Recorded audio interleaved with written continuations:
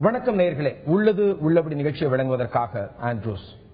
வழக்கமாவே முன்னாடி எல்லாம் காய்ச்சல் அப்படின்னாலே சில பேர் மெடிக்கல் ஷாப்லயே மாத்திரம் வாங்கி போட்டுருவாங்க, அதோட காய்ச்சல் முடிஞ்சிடும். சில பேர் மருந்தே வாங்கவே மாட்டாங்க, அப்படியே வழக்கமா விட்டுருவாங்க. காய்ச்சல் தானப்பா 2 நாள் சரியா போயிடும் அப்படின்வாங்க.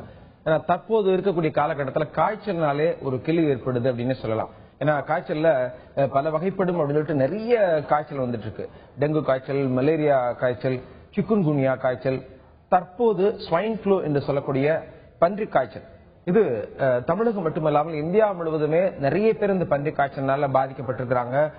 கிட்டத்தட்ட புள்ளி விவரப்படி அபிஷியலா சொல்லக்கூடிய ஒரு தகவல் படி 1100 பேருக்கு மேல இந்த பன்றி காய்ச்சல் மூலமாக இந்தியாவில் இறந்திருக்கதா சொல்லப்படுகிறது. இப்படிப்பட்ட இந்த பன்றி காய்ச்சல் தமிழகத்தில் என்ன மாதிரியான ஒரு தாக்கத்தை ஏற்படுத்தி இருக்கிறது, அதன் மூலமாக அதற்காக சுகாதாரத்துறை என்ன மாதிரியான மருத்துவ நடவடிக்கை எல்லாம் மேற்கொள்றாங்க, அந்த காய்ச்சல் வந்தா அது பன்றி காய்ச்சல் தானா அப்படிங்கறது உறுதிப்படுத்துவதற்கு என்ன மாதிரியான மருத்துவ வசதிகள், விஞ்ஞான யுக்திகள் எல்லாம் கண்டுபிடிக்கப்பட்டிருக்கு, அது பற்றியும், அது மட்டுமல்லாம அது வராமல் தடுக்கிறதுக்கு இல்ல வந்தால் அது உடனடியாக என்ன மாதிரியான அறிகுறிகள் மூலமா கண்டுபிடிச்சுக்கலாம், இது பற்றி எல்லாம் இன்று முழுமையாக உள்ளது அப்படின்னு பார்க்க இருக்கிறோம். அதற்கு முன்பாக இந்த ஸ்வைன் ஃப்ளூ என்று சொல்லக்கூடிய அந்த பன்றி காய்ச்சல் பற்றிய ஒரு செய்தி தொகுப்பை முதலில் பார்க்கலாம்.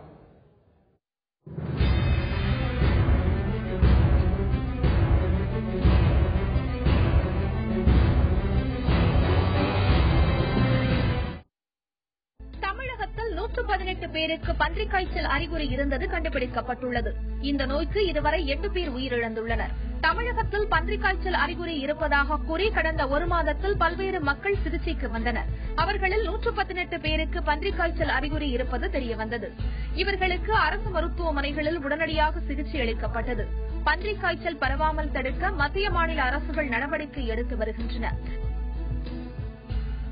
சமீபத்தில் வெளிமாநிலத்தில் இருந்து பன்றிக் காய்ச்சல் பாதிப்புடன் சென்னை வந்த ஒருவர் அரசு மருத்துவமனையில் சிகிச்சை பலனின்றி இறந்தார். தமிழ்நாட்டில் இருந்து வெளிமாநிலங்களுக்கு சென்றுவிட்டு திரும்புகிறவர்கள் மூலமும் வெளிமாநிலங்களில் இருந்து தமிழகத்திற்கு வருகிறவர்களாலும் பன்றிக் காய்ச்சல் தமிழ்நாட்டில் பரவ வாய்ப்பிருப்பதாக கூறப்படுகிறது. சமீபத்தில் திருப்பதி சென்றுவிட்டு திரும்பிய ஒருவருக்கு பன்றிக் காய்ச்சல் இருப்பது கண்டுபிடிக்கப்பட்டது. இதனால் வெளிமாநிலங்களில் இருந்து தமிழ்நாட்டுக்கு வருகிறவர்களை தீவிரமாக கண்காணிக்க தமிழக அரசு நடவடிக்கை எடுத்துள்ளது. இதற்காக அண்டை மாநிலங்களான ஆந்திரா, கர்நாடகம், கேரளா எல்லைப் பகுதிகளில் மருத்துவ உதவி மையங்கள் அமைக்கப்பட்டுள்ளன. இந்த மாநிலங்களில் இருந்து காய்ச்சலுடன் வருகிறவர்களுக்கு உடனடியாக பன்றிக் காய்ச்சல் இருக்கிறதா என்று பரிசோதித்து உரிய சிகிச்சை அளிக்க ஏற்பாடு செய்யப்பட்டுள்ளது. மேலும் பன்றிக் காய்ச்சலை கட்டுப்படுத்துவதற்காக தேவையான மருந்துகள் இருப்பு வைக்கப்பட்டுள்ளதாக கூறப்படுகிறது. அதிகாரப்பூர்வமாக வெளியிடப்பட்ட தகவலின்படி தமிழ்நாட்டில் பன்றிக் காய்ச்சல் மூலமாக இறந்தவர்கள் 9 பேர் என்று சொல்லப்பட்டது. தற்போது கிடைத்த தகவலின்படி கோவையில் சரஸ்வதி என்ற ஒரு பாட்டி, அவங்க இந்த பன்றிக் காய்ச்சல் மூலமாக தற்போது ஒரு அரை மணி நேரத்திற்கு முன்பாக இறந்திருக்கிறார்கள். ஆக 10 அறிவிக்கப்பட்டிருக்கிறது. இது அபிஷியலாக அறிவிக்கப்பட்டிருக்கிறது. இது பற்றி இன்னும் விவாதிப்பதற்காக அரங்கத்திற்கு வந்திருக்கிறார் சமூக சமத்துவத்திற்கான டாக்டர்கள் சங்கத்தினுடைய பொதுச் செயலாளர் டாக்டர் ஜி ஆர் ரவீந்திரநாத் அவர்கள். வணக்கம் டாக்டர். வணக்கம் டாக்டர். இப்போ இந்த ஸ்வைன் ஃப்ளூ, இந்த பன்றிக் காய்ச்சல் அப்படின்னு சொல்லும்போது ஒரு காமன் மேனுக்கு புரியுற மாதிரி என்ன ஸ்வைன் ஃப்ளூனா என்ன, அதை பற்றிய விவரங்கள் சொல்லுங்க. அதாவது பன்றிக் காய்ச்சல்லாம் சாதாரணமா வரக்கூடிய வரக்கூடிய ஜலதோஷம் சொல்லுவாங்கல்ல, அது போல வரக்கூடிய ஒரு காய்ச்சல் தான் இது. இது வந்து முதல்ல பாத்தீங்கன்னாக்க 2018ஆம் ஆண்டுல வந்து பல நாடுகளில் பரவினுச்சு. இப்ப வந்து இந்த பன்றிக் காய்ச்சல் 2009 வந்து உலகம் முழுவதும் பரவி அது வந்து ஒரு பேரழிவு நோய், உணவு முழுவதும் பரவக்கூடிய ஒரு நோய் என்று அறிவிக்கப்பட்டது. அப்ப வந்து கிட்டத்தட்ட உணவு முழுவதும் ஒரு 10,000 பேருக்கு மேல இறந்தாங்க. அதே பிறகு இந்தியாவில் தொடர்ந்து அந்த நோய் இருக்கிறது. ஒவ்வொரு ஆண்டும் கிட்டத்தட்ட அந்த நோய்க்கானவர்கள் வந்து 9லேருந்து 23% வரை இறந்திருக்காங்க. இந்த நோய்க்கான அறிகுறின்னு பாக்குறப்ப பொதுவா வந்து தலைவலி, மூக்கு சளி, தொண்டை வலி, இருமல், காய்ச்சல் இதெல்லாம் இருந்துச்சுன்னா பன்றிக் காய்ச்சலா இருக்கலாம். சாதாரண வந்து இன்ஃபுளுன்சான்னு சொல்லுவோம். இந்த இன்ஃபுளுன்சாலே வைரஸ்ல ஏ டைப், இது H1N1 சொல்லக்கூடிய டைப்ல இது வருது. இப்ப அதை விட வீரியமிக்க ஒரு புதிய டைப் வந்திருக்கிறதா சொல்லப்படுது. 2011 வந்திருக்கிறதா சொல்லப்படுகிறது. அதனால இறப்பு விதம் அதிகமா இருக்கிறது.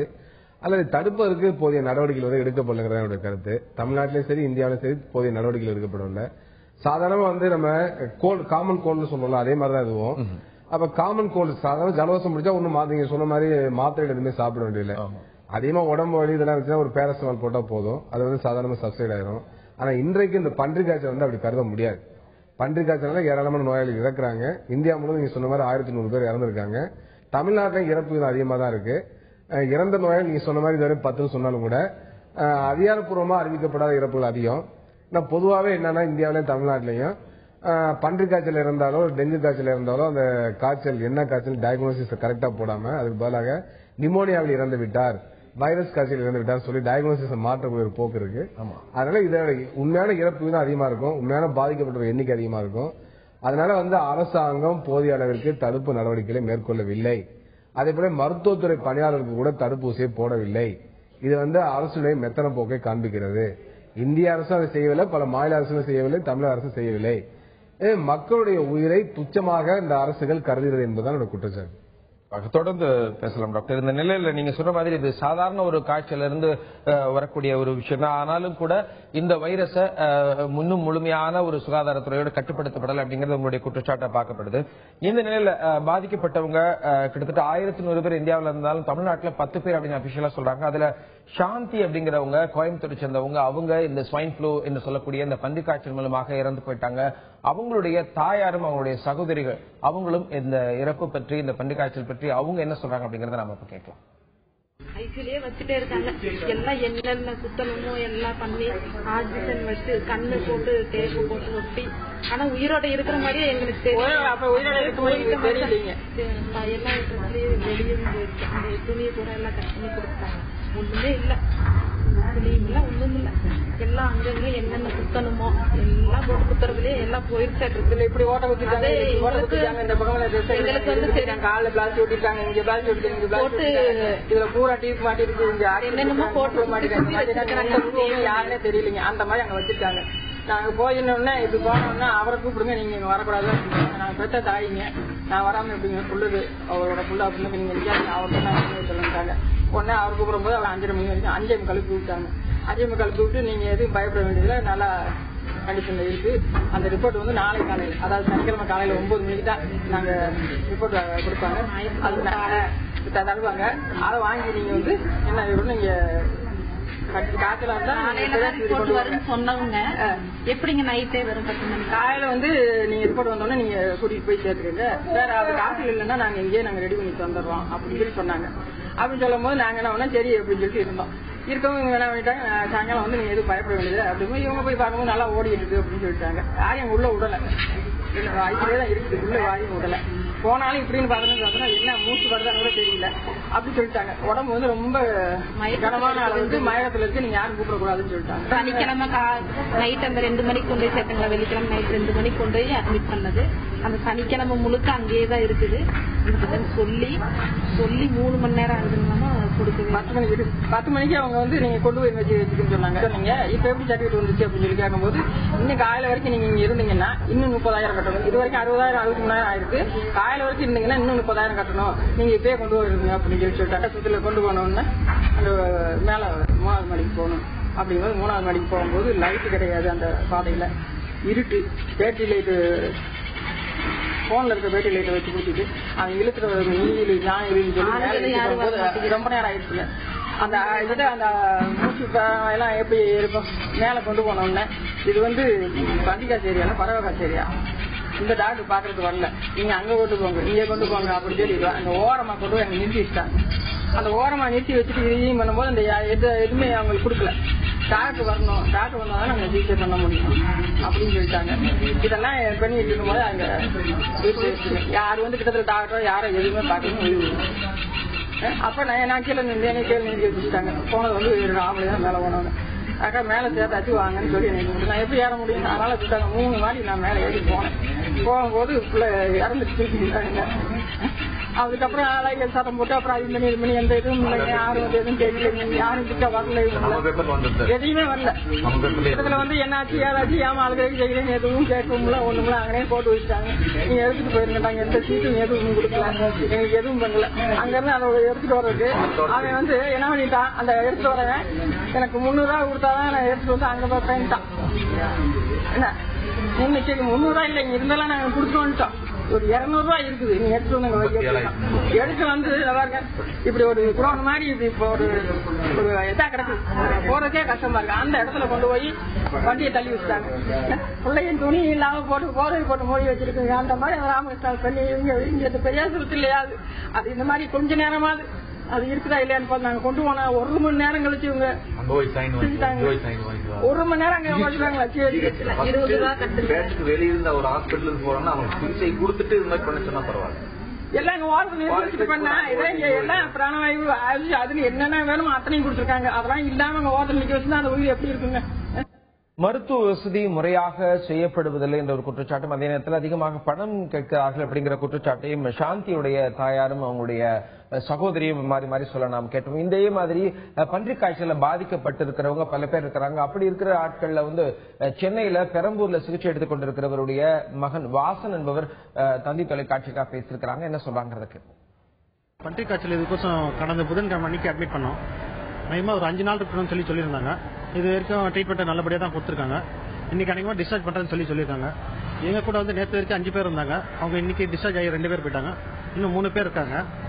ட்ரீட்மெண்ட்லாம் எல்லாம் நல்லபடியாக தான் கொடுத்துருக்காங்க. மற்றபடி என்ன இது மற்றவங்க கிட்ட போனோம்னா அதனால தொத்திக்குது அப்படின்னு சொல்லியிருக்காங்க. இப்போ அதனால இதுவும் கொடுத்துருக்காங்க, மாஸ்க்கும் கொடுத்துருக்காங்க. டெய்லி ஒரு மாத்திரையும் தராங்க எங்களுக்கு இந்த போல பரவாமல் இருக்கிறதுக்கோசரம். மற்றபடி ட்ரீட்மெண்ட்லாம் நல்லபடியாக தான் கொடுக்குறாங்க. உலகம் முழுவதிலும் பன்றிக் காய்ச்சல் ஆங்காங்கே இருக்கிறது. அதே நேரத்தில் இந்தியாவிலும் இருந்து வருகிறது. 1100 பேருக்கு மேல இதனால அந்த உயிர் பலி வாங்கி இருக்கிறது இந்த பன்றிக் காய்ச்சல். தமிழகத்திலும் பல பேர் இறந்து கொண்டிருக்கிறார்கள். இந்த நிலையில மற்ற மாநிலங்களோடு ஒப்பிடும்போது தமிழகத்துல என்ன மாதிரியான மருத்துவ வசதிகள் எல்லாம் செய்யப்பட்டிருக்கிறது, அது போன்று இன்னும் என்னென்ன மாதிரியான மருத்துவ வசதிகள் செய்யப்பட வேண்டும் என்ற ஒரு நிலை பற்றி நாம் பேச காத்திருக்கிறோம்.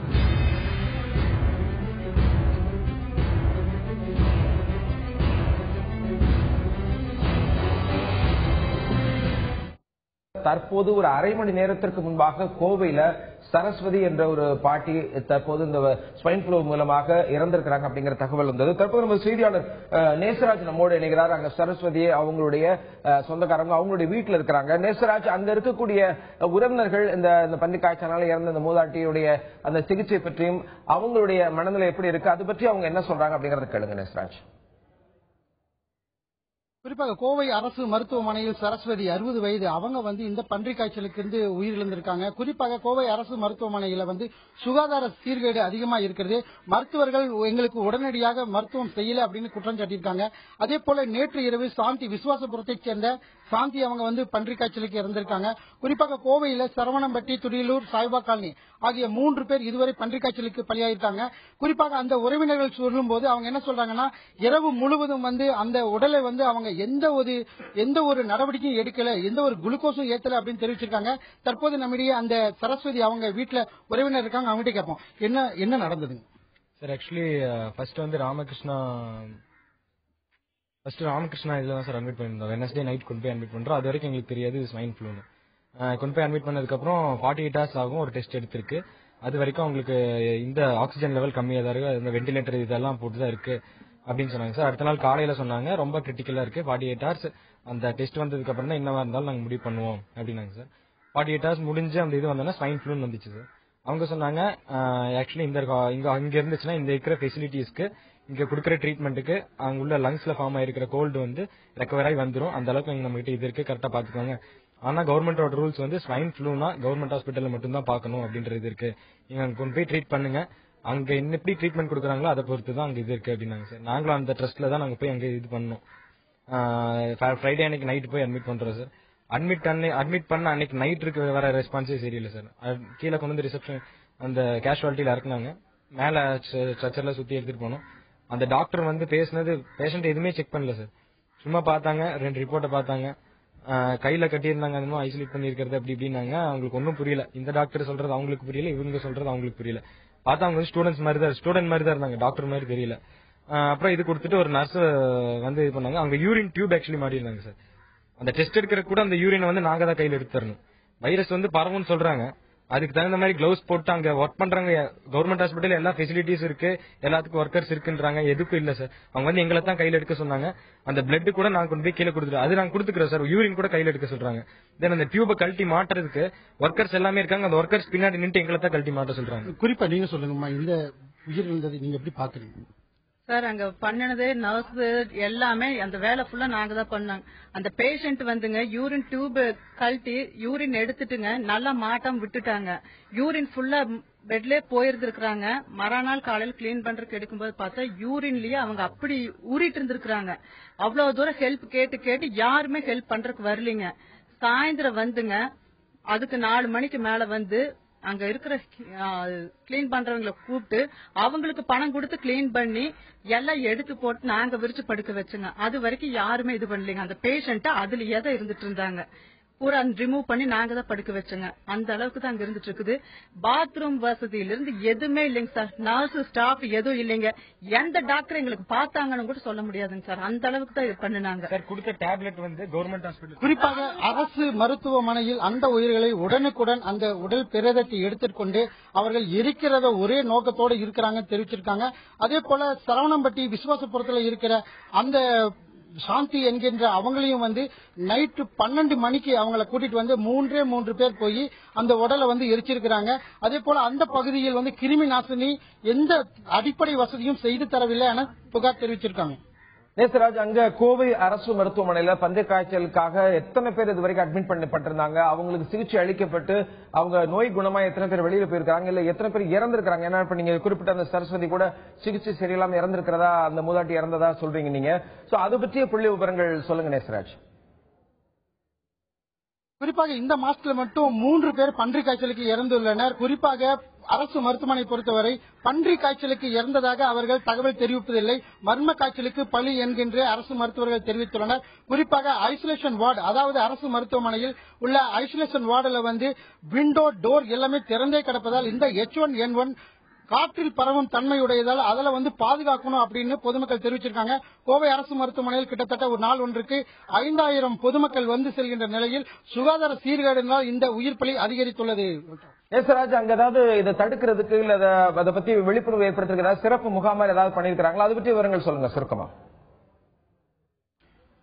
குறிப்பாக சாய்வா காலனி பகுதியில் பன்றி காய்ச்சலுக்கு ஒரு பெண் பலியானார். அதே போல விசுவாசபுரத்தில் சாந்தி என்கின்ற பெண் பலியானார். அதே போல துடிலூர் பகுதியில் உள்ள சரஸ்வதி என்கின்ற பெண் பலியானார். இதுவரை சுகாதாரத்துறை அதிகாரிகள் இந்த பகுதியில் வந்து கிருமி நாசினி மருந்துகள் எதுவும் தெளிக்கப்படவில்லை. குறிப்பாக மருத்துவர்கள் இந்த அலட்சிய போக்கினால்தான் இந்த உயிர் பலி அதிகரித்துள்ளதாக பொதுமக்கள் தரப்பில் தெரிவிக்கப்பட்டுள்ளனர். உயிர் பலி அதிகப்படுத்தப்பட்டுக் கொண்டிருக்கிற அந்த ஒரு நிலையில, அதுவும் குறிப்பா பன்றி காய்ச்சல் மூலமா இறந்துட்டு இருக்காங்க. இந்த நிலையில அங்க மருத்துவ வசதி சரியாக செய்யப்படவில்லை என்ற ஒரு குற்றச்சாட்டை அங்க பாதிக்கப்பட்ட உறவினர்கள் சொல்ல நாம கேட்டோம். இதுல இருந்தும் இது ஒரு தொற்றுநோய் அப்படிங்கறதுனால இன்னும் மற்றவங்களுக்கு அது மாதிரி பரவுவதற்கான வாய்ப்பு இருக்கா? இதுக்கு என்னென்ன மாதிரியான நடவடிக்கைகள் மேற்கொள்ளணும்? தொடர்ந்து பேசலாம்.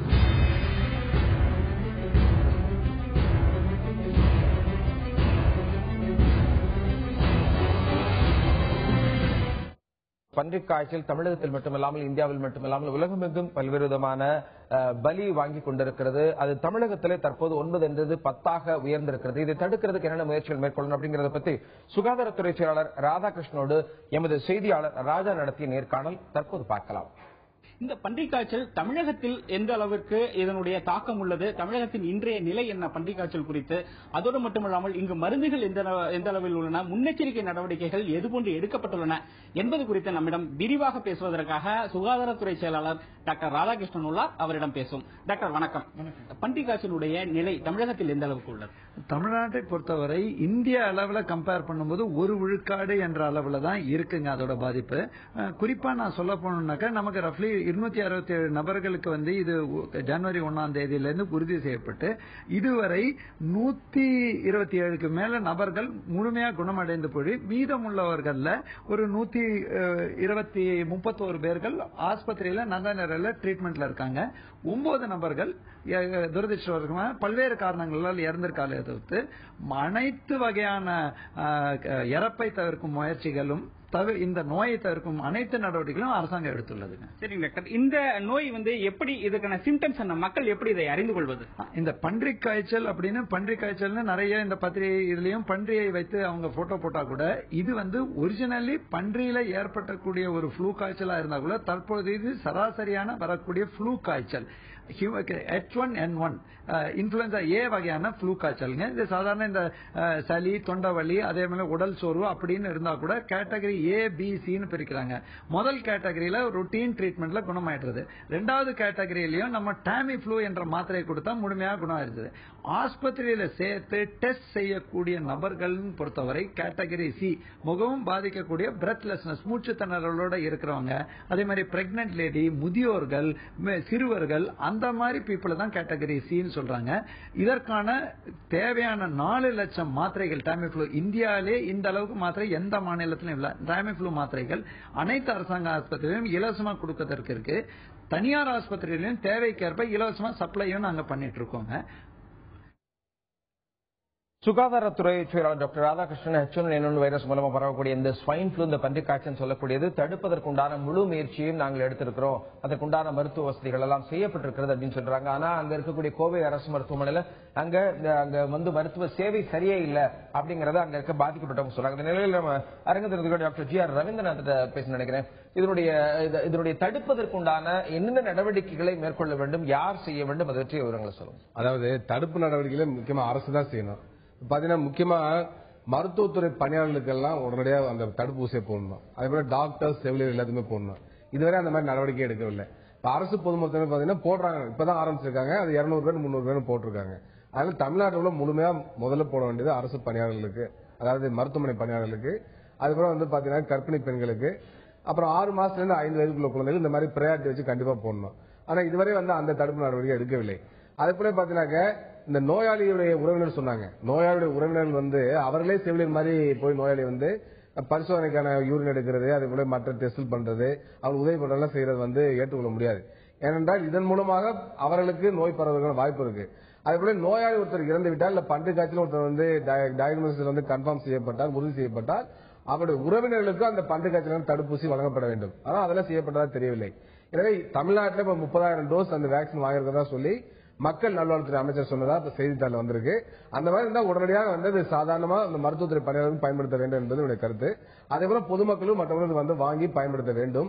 அதே போல டாமிஃப்ளூ மாத்திரை பத்தி சொன்னாங்க. ஆனா என்னன்னாக்கா அதை நான் வரவேற்றாலும் கூட முதல் 48 மணி நேரத்துக்குள்ள, அதாவது பன்றி காய்ச்சல் வந்ததுக்கான அறிகுறி தோன்றிய பிறகு 48 மணி நேரத்துக்குள்ள டாமிஃப்ளூ கொடுத்தால்தான் நோயாளிக்கு முன்னேற்றம் ஏற்படும், இல்லை என்றால் முன்னேற்றம் ஏற்படாதுன்னு சொல்லி உலகம் முழுவதும் பல்வேறு நிபுணர்கள் கூறுகிறார்கள். ஆனா என்னன்னாக்கா இங்க இந்தியாவிலும் சரி தமிழ்நாட்டிலும் சரி பன்றி காய்ச்சல் என்று தெரிந்து கொண்டு அவர்களுக்கு டாமிஃப்ளூ மாத்திரை கொடுக்கறதுக்கு 3 நாள் 4 நாட்கள் பிறகுதான் கொடுக்குறாங்க. அதனால இறப்பு விதம் அதிகமா இருக்கு. அதுல பன்றி காய்ச்சல் 2009 வந்து பாத்தீங்கன்னா அமெரிக்காவிலையும் யூரோப்லயும் 0.6 விழுக்காடு அளவுக்கு தான் இருந்துச்சு. ஆனா இப்ப பாத்தீங்கன்னா தமிழ்நாட்டில் இந்தியாவில கிட்டத்தட்ட 16 விழுக்காடு அளவுக்கு இறப்பு விதம் இருக்கிறது. அப்ப இதுக்கெல்லாம் என்ன காரணம்னாக்க முறையான சிகிச்சை இல்ல, சரியான நேரத்தில் சிகிச்சை இல்லை என்பது என்னுடைய கருத்து. அதனால இதுல எல்லாம் மாற்றங்கள் வர வேண்டும். மத்திய மாநில அரசுகள் உடனடி நடவடிக்கை எடுக்க வேண்டும். மருத்துவ வசதிகளை மேம்படுத்தணும். உடனடியாக அந்த சிம்டம் வந்து டாமிஃப்ளூ மாத்திரை கொடுக்கணும். இப்ப ஜம்மு காஷ்மீர்ல டாமிஃப்ளூ மாத்திரை கிடையாது, தமிழ்நாட்டில் இருக்குன்னு சொல்றாங்க, நாங்க நம்புறோம். ஆனா உரிய நேரத்தில் பயன்படுத்தணும். இருந்தா மட்டும் போதாது, உரிய நேரத்தில் பயன்படுத்தணும். முன்ன வராம இருக்கிறது தடுப்பூசி மாதிரி எதுவும் போட்டுக்கலாமா? அதுக்கு உண்டான விஷயங்கள் எதுவும் இருக்கு? தடுப்பூசி பத்தி சொன்னேன். என்னன்னா மூக்குல போடுற தடுப்பு மருந்து இருக்கு, அதே போல வந்து தோல்ல போடுற தடுப்பு மருந்து இருக்கு, அதே போல கையில போடுற தடுப்பு மருந்து இருக்கு. அப்ப வந்து இப்பதான் 30,000 டோஸ் வாங்கியிருக்கிற அரசு சொல்லுது. இதற்குண்டான ஒரு விழிப்புணர்வு, அவேர்னஸ் எல்லாம் முறையா அது சொல்றாங்களா? அது வெளிப்படுத்தப்படுகிறதா? இல்ல அரசாங்கம் இதை பத்தி விழிப்புணர்வு ஏற்படுத்தணும். விழிப்புணர்வு ஏற்படுத்தணுங்கிறத விட முக்கியமா வந்து தடுப்பூசி போடுறதுக்கு நடவடிக்கை எடுக்கணும். ஏன்னா மருத்துவத்துறை ஊழியர்களுக்கு விழிப்புணர்வு இருக்கு, ஆனா ஊசியை கிடைக்கல என்ன பண்ண முடியும்? பொதுமக்களுக்கான விழிப்புணர்வு ஏற்படுத்தணும். எல்லாத்துக்குமே விழிப்புணர்வு பொதுவாக ஏற்படுத்தணும்.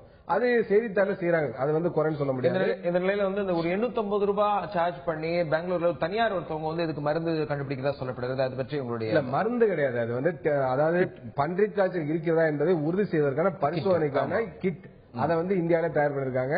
வெளிநாட்டு நிறுவனங்கள் இறக்குமதி பண்ணா 2000 இருந்து 2500 ரூபாய் வரை வருது. இப்ப இந்தியாவில் வந்து செஞ்சிருக்காங்க, பாராட்டப்பட வேண்டிய விஷயம். அப்ப ஆராய்ச்சிக்கு அதிகமான அக்கறை செலுத்த வேண்டும். அது ஓரளவு தனியார் நிறுவனம் செஞ்சிருக்காங்க, அது பாராட்டப்பட வேண்டிய விஷயம். ஆனா இந்திய அரசு என்ன செய்கிறது, தமிழக அரசு என்ன செய்யறது என்பதான் என்னுடைய கேள்வி. அவர்கள் ஆராய்ச்சி செய்ய வேண்டாமா? அவர்கள் உற்பத்தி செய்ய வேண்டாமா? அதே போல அமெரிக்காவில் 2014 டிசம்பர்ல புதிய ஊசியை கண்டுபிடிச்சிட்டாங்க, குணப்படுத்துவதற்கான ஊசி. இப்ப வந்து அந்த மருந்து இந்தியாவில் கிடைக்கல. அப்ப தேவைப்பட்ட அந்த மருந்தை அவங்க வந்து வரவழைக்க வேண்டும். பாதிக்கப்பட்ட நோயாளிகளுக்கு. கண்டிப்பா உங்களுடைய கருத்துக்கு நன்றி டாக்டர். இந்த நிலையில தனியார் இதை கண்டுபிடிப்பதற்குண்டான அந்த பன்றிக்காய்ச்சல் கண்டுபிடிப்பதற்குண்டான ஒரு கிட் கண்டுபிடிக்கப்பட்டிருக்கு அப்படிங்கிறது வரவேற்கத்தக்கது. இருந்தாலும் கூட அரசு சார்பாக அரசு மருத்துவமனைகளில் இந்த பன்றிக்காய்ச்சல் இருப்பதை கண்டறியப்படுவதற்குண்டான வசதிகள் முதல்ல மேற்கொள்ளணும். அதை தடுக்கிறதுக்கு அது வந்தா அதை சரி பண்றதுக்குண்டான மருத்துவ வசதிகள் நிறைய இருக்கு அப்படின்னு சொல்றாங்க. ஆனாலும் கூட அந்த பன்றிக்காய்ச்சல் தானா அப்படிங்கறத உறுதி செய்யக்கூடிய அந்த ஆய்வுகள் உடனடியாக மேற்கொள்ளப்பட வேண்டும். டாக்டர் சொன்னது போல 48 மணி நேரம் அப்படி சொல்றாங்க. அதுவே பாத்தீங்கன்னா 3 நாள் 4 நாள் ஆகுது. அதுக்குள்ள உயிரிழப்பு அதிகமாயிருது அப்படிங்கறதா. ஏற்கனவே டாக்டர் ராதாகிருஷ்ணன் சொன்னது போல 1% தான் அப்படின்னு இருந்தாலும் கூட மற்ற மாநிலங்களை கம்பேர் பண்ணும்போது இது குறைவு அப்படின்னாலும் கூட அந்த 1% கூட இருக்கக்கூடாது அப்படிங்கறதா எல்லாருடைய ஒரு கருத்தாகவும் இருக்கிறது. அதுக்குண்டான உரிய நடவடிக்கைகளை சுகாதாரத்துறை மேற்கொள்ள வேண்டும். ஏற்கனவே குறிப்பிட்டது போல அந்த மருத்துவத்துறையில் இருக்கக்கூடிய அந்த மருத்துவர்களும் சரி செவிலியர்களும் சரி அதை முழு முயற்சியோட அவங்களுடைய அர்ப்பணிப்பு உணர்வோட அந்த வேலைகளை செய்யணும் அப்படிங்கறதா நம்ம இந்த நிகழ்ச்சியில் சொல்லக்கூடியது. நிகழ்ச்சியில் வந்து கலந்து கொண்ட டாக்டர் ஜி.ஆர். ரவீந்திரநாத் மற்றும் செயலாளர் ராதாகிருஷ்ணன் மற்றும் பார்த்த நேயர்கள் செய்தியாளர்கள் அனைவருக்கும் நன்றி. மீண்டும் ஒரு உள்ளதலுடன் சந்திப்போம். நன்றி, வணக்கம்.